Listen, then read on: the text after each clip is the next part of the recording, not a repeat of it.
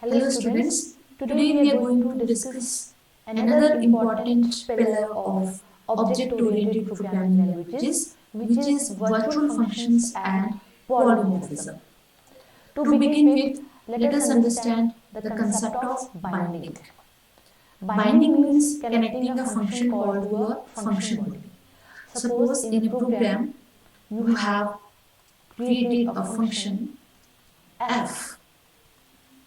Okay? So this is the function body and you're calling this function. Okay? So the compiler must find the function definition in order to make this call work. That is, the compiler has to link this function call to its definition. Okay, and this linkage between the function call and the function body or function definition, it is called binding. So there are two types of binding: early binding and late binding. So let us first discuss early binding. Early binding is also called compile time binding. Why compile time binding? Because it is done by the compiler. It is done by the compiler. So it means it is done before the program is actually run.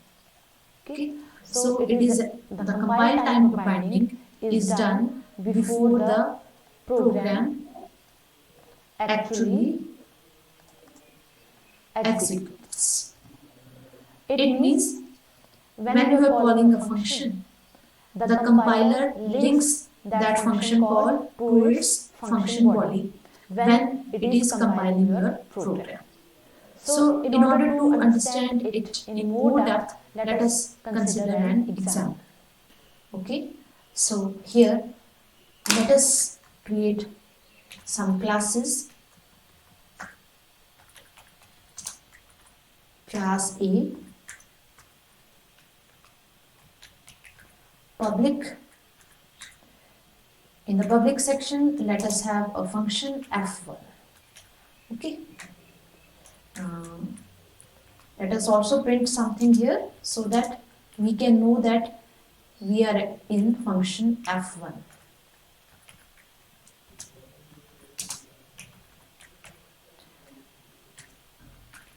Let us create another function f2.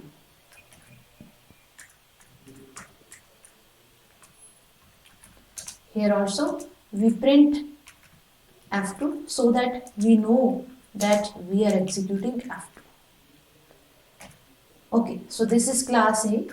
Let us create another class, class B, and it is inheriting from class A. In this class, we have a public section. Okay, so because this class is inheriting from class A, it means due to inheritance it is having f1 and f2. Okay, so it is already having f1 and f2. Now if I write word f1 again, and here I write something, cout,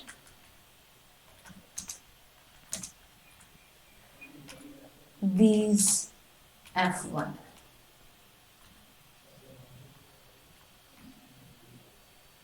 Okay.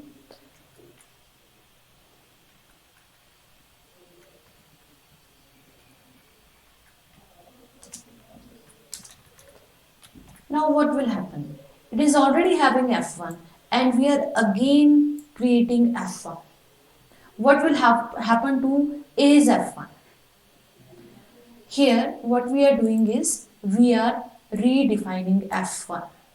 Okay, so class B will not have two versions of f1, it will have only one version of f1. Which version?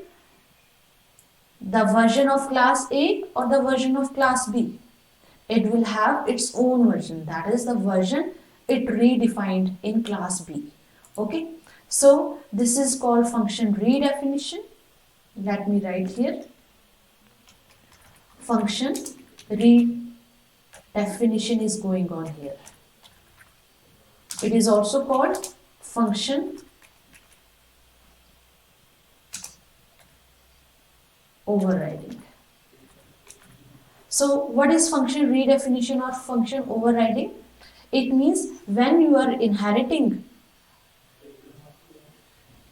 when a derived class is inheriting from a base class and it redefines the function which is there in class A or which is there in the base class, this is called function redefinition.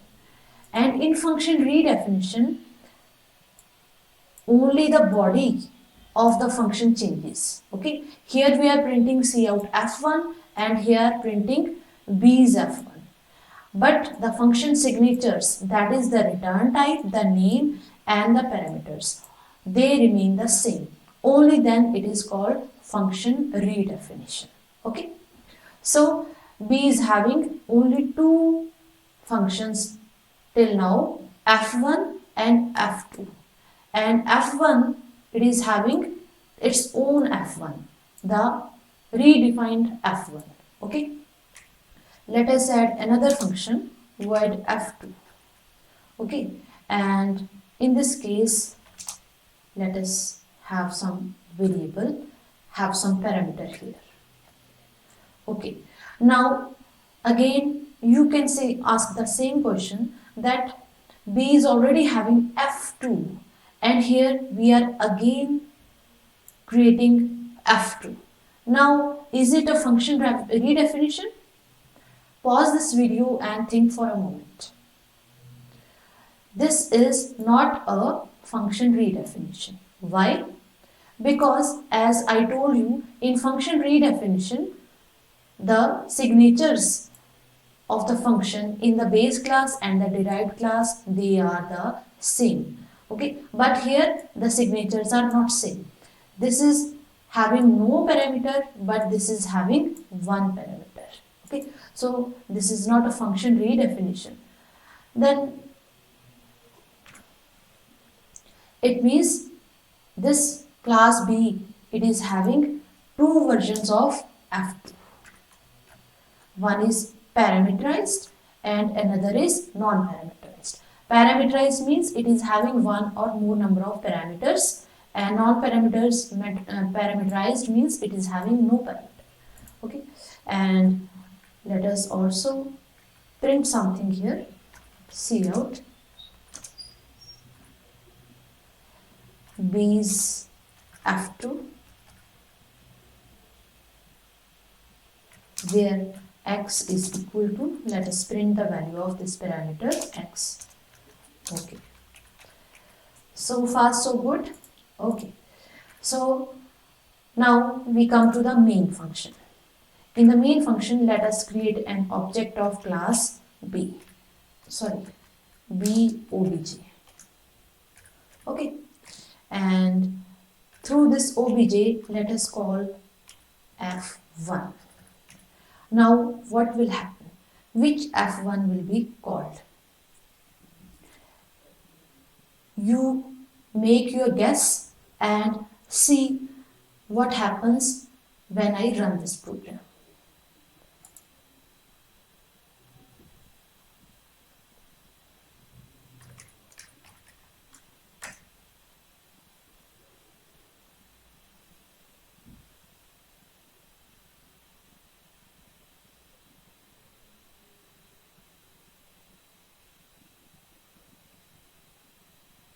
Okay, so I think most of you must have guessed right. So as I told you that B is now having its own f1. So whenever we call whenever we call f1 using object of B, then B's f1 will be executed.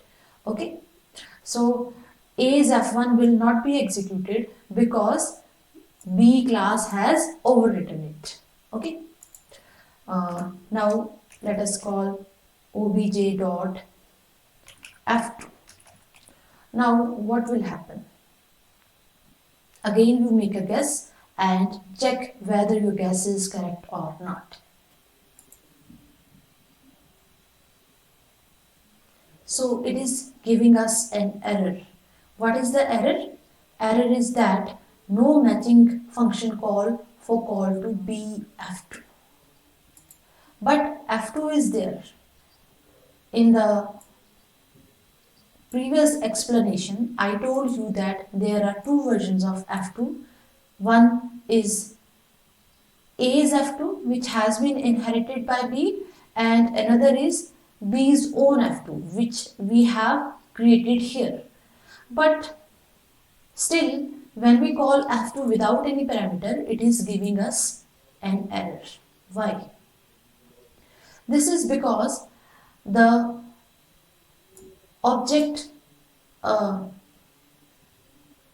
this is because the compiler is expecting us to pass a parameter.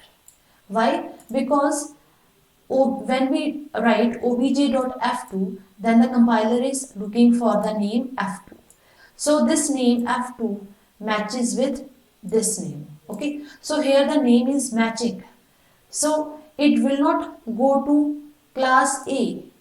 This other f2, which is non-parameterized, it is coming from class A. Okay, but the compiler will go to class A only when it finds no f2 here. Okay, but when it finds f2 here, then it will not go to class A. So it is finding f2 here, but here it is having one parameter, but we are not passing any parameter. That is why the compiler is giving us an error. So if I comment this function f2, let us see whether this call is working fine or not. So now I have commented f2. It means this class B contains f1 and f2. Okay, where f1 is the redefined one and f2 it is coming from the class A. There is no f2 which is parameterized. This is not there now. Okay, I have commented it out. And now let us run it. Now it is working fine. So it is printing f2. It means A's f2 is being called. So now what is happening? When we call using an object of class B obj.f2, then what happens? The compiler tries to search this f2 in class B. But in class B there is f1, there is no f2. So because it is not finding f2 in class B, it will go to class A. So it will bind this function call to class A's f2. So this is early binding. Okay, and when we remove these comments, then we have f2 which is parameterized, we have f2 which is non-parameterized. But when we make a call, the compiler gives us error, because now what is done by the compiler? The compiler binds this function called f2 to this f2. Okay, because the name is matching. Here this f2 and f2 they are same. It does not look at the parameters. And when we actually run this program, then the program is giving us error because it is expecting some parameters. Okay, so let's comment it out and now write obj dot f2 and pass some value. Now let's run it. As expected, now it is giving us B's f2 x equal to 10. So now this is being called. Okay, so what is compile time binding? Compile time binding or early binding means the compiler searches for the functions definitions and links those definitions to the function calls. Okay, so here we are creating the object of class B. Okay, so the compiler will try to link the function calls to class B's functions. So it will look for the names. Okay, so here obj.f1, this is f1, so this will be linked to this. Here obj.f2, it means this f2 is here, so this will be linked to this. And when we write obj.f2 without any parameters, then also the compiler will bind this function call to this f2. It will not go to class A. Okay, it will go to class A only if the function is not present here. Okay, suppose here I write void f3 and I write cout f3 end. Okay, so because class B is inheriting this class A, so f3 is also a member of this class. And when I write obj.f3, now what will happen? The compiler will try to find this f3 function here, but there is no function named f3. Now it will go to class A. Okay, so only when the name of the function is not present in the base, in the derived class, in the class through which we are calling that function, only then it goes to the corresponding base class. Okay, so now this object of class B is making a call to f3, but f3 is not present in this class, so only then it will go to class A. Okay, so when we try to run this,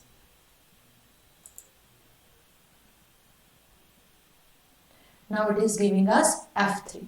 Okay, and another concept is of function overloading.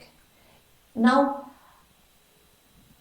we see that one of these function calls is executing. obj.f2 is not executing.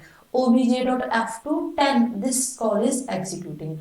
But if both of these calls execute, then we say that function overloading is happening. Okay, in this program there is no function overloading.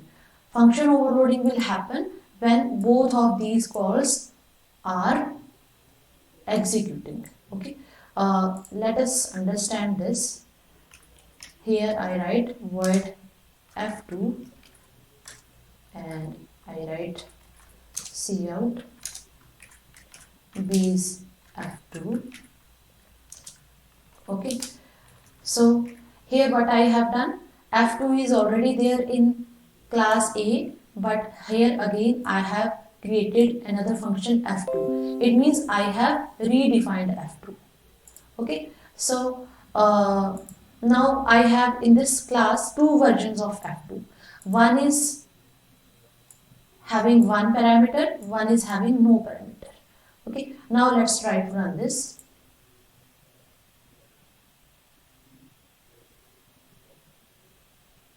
So what is happening? When we call obj.f1, b's f1 will be executed. When we write obj.f2, now the compiler will bind it to the f2 which is there in the derived class without any parameters. Okay, so that is why we are having b's f2. And this obj.f2, it will be bound to the parameterized f2 in class B. And obj.f3, there is no f3 in class B, so compiler will look for f3 in the base class and this f3 will be executed. Okay, so now in the class B there are two functions f2, they are having the same name. Okay, but their parameters are different. This is called function overloading. Function overloading happens when the functions are in the same class. Okay, and they have the same name, they have the same return type, but their number or type or both are different. Okay, so here F2, F2, the name is same, the return type is also same, but the parameters are different. Here it is having no parameter, here it is having one parameter. Okay, so here the number of parameters are different. And if I write, suppose double D, is it function overloading? Yes, it is still function overloading. Both are having the same number of parameters, but their return type is, their data type is different. One is of integer type, other is of double type. Okay, this is called function overloading, right? So this is about the early binding or the compile time binding. The compiler decides before actually running the program that which function to call, which function body to execute when there is a function call. Okay.